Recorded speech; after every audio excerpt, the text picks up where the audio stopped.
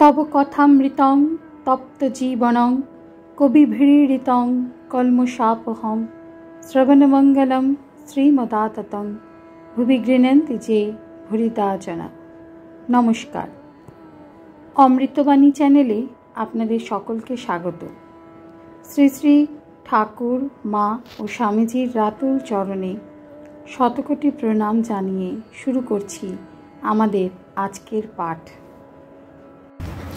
1884 September, চতুর্দশ পরিচ্ছেদ। শ্রীমুখ কথিত চরিতামৃত, ঠাকুরের নানা সাধ। পূর্বকথা, প্রথম কলিকাতায় নাথের বাগানে গঙ্গা স্নান। শ্রীরামকৃষ্ণ: ভোগ লালসা থাকা ভালো নয়। আমি তাই জন্য যা যা মনে উঠত অমনি করে নিতাম। বড়বাজারের রং করা সন্দেশ দেখে খেতে ইচ্ছা হলো। এরা আনিয়ে দিলে, খুব খেলুম, তারপর অসুখ। ছেলেবেলা গঙ্গা নাইবার সময় তখন নাথের বাগানে একটি ছেলের কোমরে সোনার গোট দেখেছিলাম। এই অবস্থার পর সেই গোট পরতে স্বাদ হলো। তা বেশিক্ষণ রাখবার জো নাই। গোট পরে ভিতর দিয়ে শিশির করে উপরে বায়ু উঠতে লাগলো। সোনা গায়ে ঠেকেছে কিনা একটু রেখেই খুলে ফেলতে হলো, তা না হলে ছিঁড়ে ফেলতে হবে। ধনেকালির খইচুর, খানাকুল কৃষ্ণনগরের সরভাজা, তাও খেতে স্বাদ হয়েছিল। সকলের হাস্য। পূর্বকথা, শম্ভুর ও রাজনারায়ণের চণ্ডী শ্রবণ। ঠাকুরের সাধু সেবা। শম্ভুর চণ্ডীর গান শুনতে ইচ্ছে হয়েছিল। সে গান শোনার পর আবার রাজনারায়ণের চণ্ডী শুনতে ইচ্ছা হয়েছিল, তাও শোনা হলো। অনেক সাধুরা সে সময় আসত। তা স্বাদ হলো তাদের সেবার জন্য আলাদা একটি ভাড়ার হয়। সেজবাবু তাই করে দিলেন। সেই ভাড়ার থেকে সাধুদের সিদে, কাঠ এইসব দেওয়া হতো। একবার মনে উঠল যে খুব ভালো জরির সাজ পরব আর রূপার গুড়গুড়িতে তামাক খাবো। সেজবাবু নতুন সাজ, গুড়গুড়ি সব পাঠিয়ে দিলে। সাজ পরা হলো। গুড়গুড়ি নানা রকম করে টানতে লাগলুম।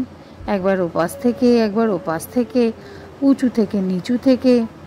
তখন বললাম, মন, এর নাম রূপার গুড়গুড়িতে তামাক খাওয়া। এই বলে গুড়গুড়ি ত্যাগ হয়ে গেল। সাজগুলো খানিক পরে খুলে ফেলতে লাগলাম। পা দিয়ে মারাতে লাগলাম। তার উপর থু থু করতে লাগলাম। বললাম, এর নাম সাজ। এই সাজে রজগুণ হয়। বৃন্দাবনে রাখাল ও বলরাম। পূর্বকথা, রাখালের প্রথম ভাব 1881। বলরামের সহিত রাখাল বৃন্দাবনে আছেন। প্রথম প্রথম বৃন্দাবনের খুব সুখ্যাতি করিয়া আর বর্ণনা করিয়া পত্রাদি লিখিতেন। মাস্টারকে পত্র লিখিয়াছিলেন, এ বড় উত্তম স্থান, আপনি আসবেন। ময়ূর ময়ূরী সব নৃত্য করছে, আর নৃত্যগীত সর্বদাই আনন্দ। তারপর রাখালের অসুখ হইয়াছে, বৃন্দাবনের জ্বর। ঠাকুর শুনিয়া বড়ই চিন্তিত আছেন। তার জন্য চণ্ডীর কাছে মানসিক করেছেন। ঠাকুর রাখালের কথা কহিতেছেন। এইখানে বসে পা টিপতে টিপতে রাখালের প্রথম ভাব হয়েছিল। একজন ভাগবতের পণ্ডিত এই ঘরে বসে ভাগবতের কথা বলছিল। সেই সকল কথা শুনতে শুনতে রাখাল মাঝে মাঝে শিউরে উঠতে লাগলো। তারপর একেবারে স্থির। দ্বিতীয়বার ভাব বলরামের বাটিতে। ভাবেতে শুয়ে পড়েছিল। রাখালের সাকারের ঘর, নিরাকারের কথা শুনলে উঠে যাবে। তার জন্য চণ্ডীকে মানলুম। সে যে আমার উপর সব নির্ভর করেছিল, বাড়িঘর সব ছেড়ে। তার পরিবারের কাছে তাকে আমি পাঠিয়ে দিতাম। একটু ভোগের বাকি ছিল। বৃন্দাবন থেকে একে লিখেছে, এ বেশ জায়গা, ময়ূর ময়ূরী নৃত্য করছে। এখন ময়ূর ময়ূরী বড়ই মুশকিলে ফেলেছে। সেখানে বলরামের সঙ্গে আছে। আহা, বলরামের কি স্বভাব! আমার জন্য ওদেশে উড়িষ্যার কোঠারে যায় না। ভাই মাসোহারা বন্ধ করেছিল আর বলে পাঠিয়েছিল, তুমি এখানে এসে থাকো, মিছিমিছি কেন অত টাকা খরচ করো? তা শুনে নাই আমাকে দেখবে বলে। কি স্বভাব! রাত দিন কেবল ঠাকুর লয়, মালিরা ফুলের মালাই গাচ্ছে।